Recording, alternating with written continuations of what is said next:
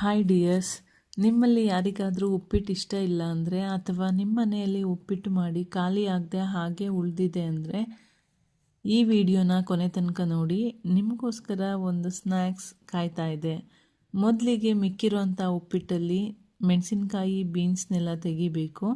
ಇದಕ್ಕೆ 2 ಸ್ಪೂನ್ ಅಕ್ಕಿ ಹಿಟ್ಟು, 2 ಸ್ಪೂನ್ ಮೈದಾ ಹಿಟ್ಟು, ಸ್ವಲ್ಪ ಅರಿಶಿನ ಪುಡಿ, ಜೀರಿಗೆ ಹಾಗೆ ಕೊತ್ತಂಬರಿ ಸೊಪ್ಪು ಹಾಕ್ಕೊಂಡು ಎಲ್ಲ ಚೆನ್ನಾಗಿ ಮಿಕ್ಸ್ ಮಾಡಿ ಈ ಥರ ಉಂಡೆಗಳನ್ನ ಮಾಡಿಕೊಂಡು ಈ ಉಂಡೆಗಳನ್ನೆಲ್ಲ ಕೈನಲ್ಲಿ ತಟ್ಟಿ ಮಧ್ಯದಲ್ಲಿ ಒಂದು ಹೋಲ್ ಮಾಡಿ ಉದ್ದಿನ ವಡ ಶೇಪ್ನಲ್ಲಿ ಮಾಡಿ ಕಾದ ಎಣ್ಣೆಯಲ್ಲಿ ಹಾಕಿ ಕರೆದ್ರೆ ಈ ಸ್ನ್ಯಾಕ್ಸ್ ರೆಡಿ ಆಗುತ್ತೆ.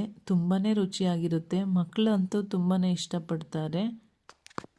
ಮೇಲ್ಗಡೆ ಕ್ರಿಸ್ಪಿಯಾಗಿ ಒಳಗೆ ಸಾಫ್ಟಾಗಿ ತುಂಬಾ ಚೆನ್ನಾಗಿರುತ್ತೆ. ನೀವು ಕೂಡ ಒಂದ್ಸಲ ಟ್ರೈ ಮಾಡಿ, ಹೇಗಿತ್ತು ಅಂತ ಕಮೆಂಟ್ ಮಾಡಿ. Thank you for watching.